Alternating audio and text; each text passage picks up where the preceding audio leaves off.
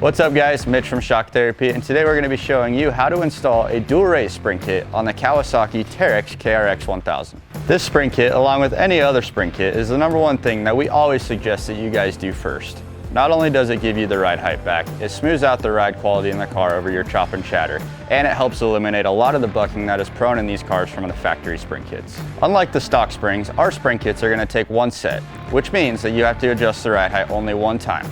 Now, if you're adding or subtracting weight, it's always a good thing to always check your ride heights and make sure that they're at the recommended heights. As with all of our springs, they are made in the USA and they carry a lifetime warranty. This install should take you about 2 to 3 hours. Just jump on in, I'm going to show you guys how to do it. With your shocks pulled from the vehicle and your spring kit removed, it is now time to grab the front shock, insert it into the vise. Using a hammer and a mallet, we can now begin to start the preload and crossover measurements. Starting with the preload measurement first, your measurement is going to be set at 3.5 inches. Okay guys, so on the crossover adjustment, even though that this is our crossover, which can be purchased with this spring kit, your measurement and your adjustment is going to be identical whether you have this crossover or the factory one. If you are utilizing our crossover in the kit, make sure to loosen the hardware holding the crossover together to make your adjustment.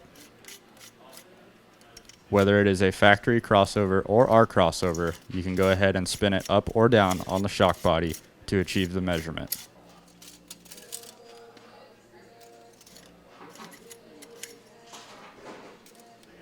Your starting point for the crossover location is going to be set at 8 3/4 inches. Once your preload and crossover starting points are set, you can now insert it back into the spring compressor and start installing the spring kit. Starting with the upper spring first, make sure the spring is actually upside down to where the logo on the spring is facing downward. Another pro tip for you guys on the divider. Normally, your long end of the divider would face up. Specifically on the KRX spring kit, that long end is actually going to face down towards the crossover itself. Make sure you do it that way, it is very important. Once your divider is set onto the shock, you can now install the lower spring, making sure that the logo on the spring is also facing down. With both springs on the shock, make sure to clock your spring ends 180 degrees from each other to ensure that they are centered on the shock body. Compress the spring system enough to install the lower retainer. Carefully release the spring tension, making sure the spring is centered and sitting in the spring perch correctly. Remove the shock from the spring compressor and move to the front of the vehicle for the installation. Starting with the upper hardware first, insert the bolt, ending with a nut on the backside. Make sure to leave the hardware loose for the initial adjustment of the ride height. With your car being on jack stands, it might require you to jack the front of the vehicle up just enough to insert the lower hardware into the arm. With the vehicle high enough, you can then insert the lower bolt, ending with a nut on the backside. Repeat these steps for the opposite front shock.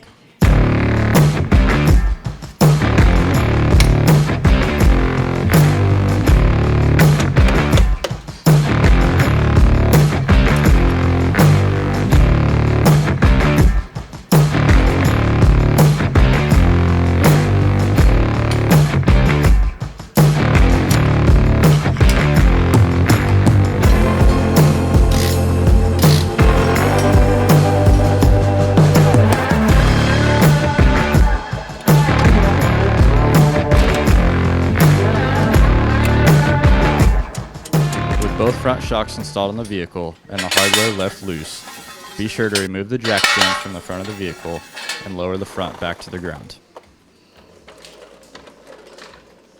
With the front of the vehicle back on the ground, you can now start with the rear shocks. Insert the shock into a vise and begin starting the initial settings for the preload and crossover. Using a mallet and a flathead screwdriver, you can break free the 2 locking rings holding the preload nut together.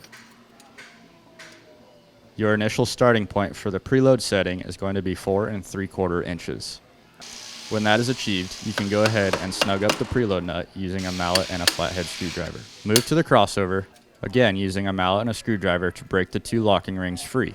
The initial starting point for the crossover location is going to be 9.5 inches. Once your preload and crossover locations are set, you can then move to the spring compressor to start installing your spring kit. Start with the upper spring first, making sure that the logo on the spring is facing downward. Install it onto the shock. When you guys go to put the rear divider on, it's going to be identical as the front. Normally the long end faces up, and this shock on this kit specifically, long end is going to face down towards the crossover. With your divider installed onto the shock body, making sure that the long side is face down, you can then install your lower spring, making sure both spring ends are clocked 180 degrees from each other. You can now compress the spring system just enough to install the lower spring perch. Make sure everything is centered and even.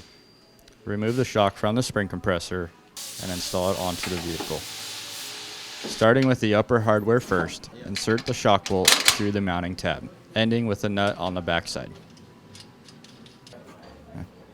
With the upper hardware installed into the shock mount, you can then insert the lower shock bolt, ending with the locking nut, leaving all the hardware loose at this time. Repeat these steps on the opposite rear shock.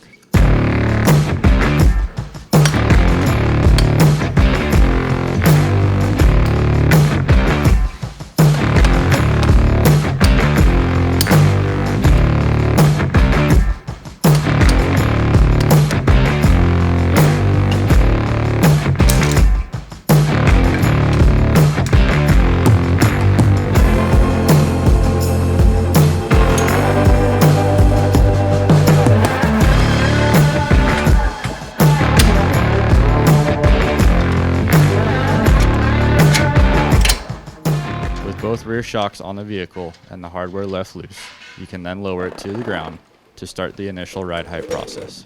With the designated driver in the vehicle, making sure that they are close to the same weight as your spec that you gave us for your spring kit, you cannot merely settle the suspension by jumping up and down on the vehicle.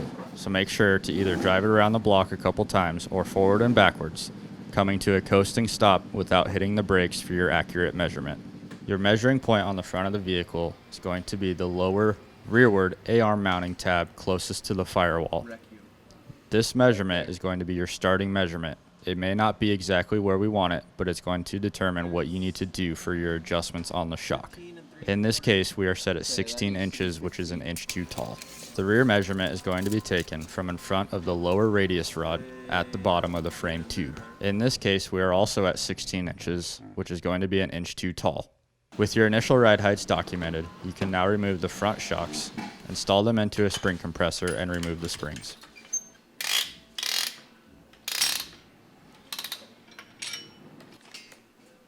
Depending on if the front of your vehicle was too high or too low, is going to determine which way you spin the preload nut on the shock body. In this case, our ride height in the front of the vehicle was too tall. So we are going to spin the preload collar down on the shock body, removing some tension from the spring system. Average rule of thumb is every half inch you take out of the vehicle is going to lower it 1 inch. With the ride height being at 16 inches in the front, taking out a half inch of preload will set us at our 15-inch target mark. Another trick is to leave the crossover loose for your final adjustment on the crossover ring when the ride heights are set.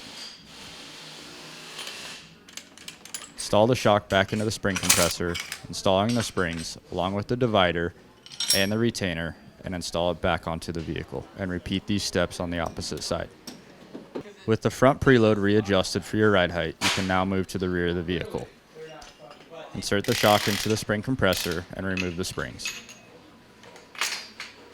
With the springs removed from the shock, you can then insert the shock back into the vise, loosening your preload nut and moving it up or down to determine where you need to be with your ride height measurement. The rear of the vehicle is usually a 1-to-1 ratio, so us being at 16 inches, we need to take an inch of preload out of the system to achieve our 15-inch ride height number. Install the springs back onto the shock with the divider facing longward down. Install the lower spring and your spring retainer. Install the shock back onto the vehicle and repeat these steps on the opposite side. With all 4 shocks adjusted on the preload setting and installed back onto the vehicle, you can now have your designated driver back into the vehicle to resettle the suspension once again. Make sure to come to a coasting stop without hitting the brakes to get your accurate measurement. Measuring the front of the vehicle in the same location as before, this measurement should be set at 15 inches.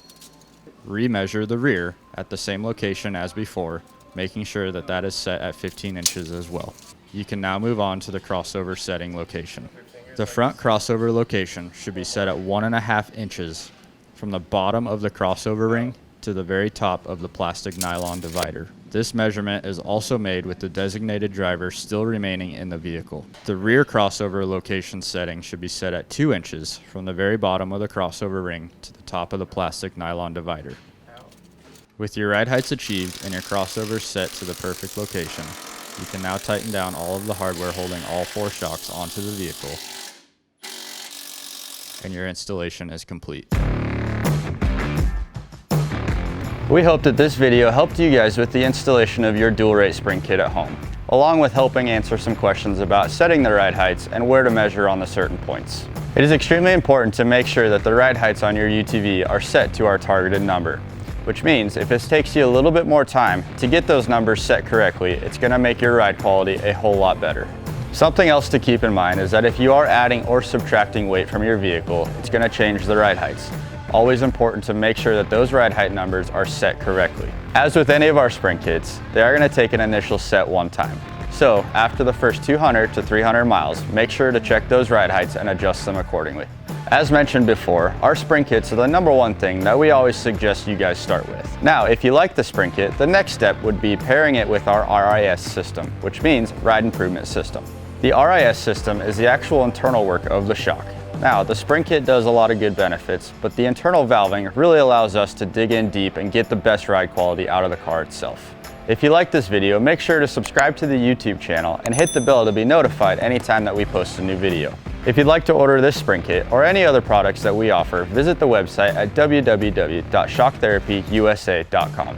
If you have any other questions on this video or any other technical help, feel free to give us a call at 623-217-4959.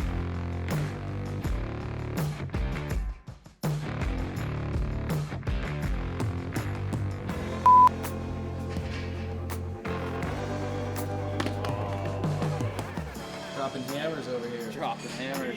Dang, Jimmy. Using your dipstick, Jimmy. I love Jimmy. That was a struggle, Josh. Look at that. Achilles. Ow! All for you, Josh, to get the shot, okay? Hit the bell, be notified anytime that we post a new video. Do you think people who like talk to a camera all day long are like self-conscious about themselves a little bit? Because they talk to themselves all the time? I'm gonna change it up. I don't want to.